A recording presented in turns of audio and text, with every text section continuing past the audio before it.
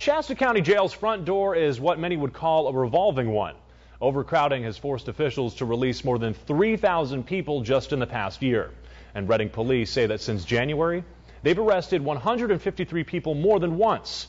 KRCR News Channel 7's Tracy Leong has more on this disturbing trend.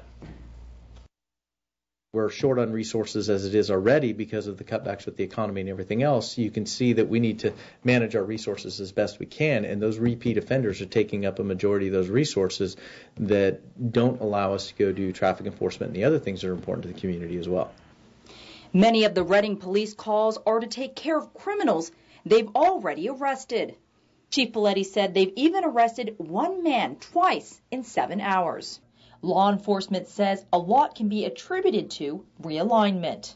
No one in the state of California has that foolproof answer. Everybody up and down the state is having issues with this. Shasta County Jail has been reaching capacity, and because of the new law, they let out people who commit non-violent, non-serious, and non-high-risk sex crimes if they get too full. I mean, traditionally in law enforcement, a majority of our services are used on a small amount of the population because those are your repeat offenders anyway.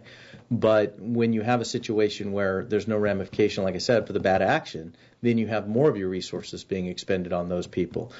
In July, the sheriff plans on opening up the 3rd floor of the jail. Now, that'll add 130 beds, but Captain BERTAIN says that still won't solve their problem with overcrowding. The floor will be full, real soon after it's open. I mean, it's not going to take a whole lot to fill up that level of the jail.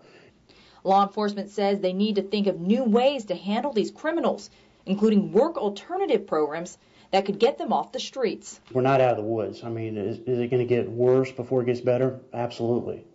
But as a whole, and again, I alluded to the Community Corrections Partnership, I mean, we have to come up with new ideas to curb the recidivism rate.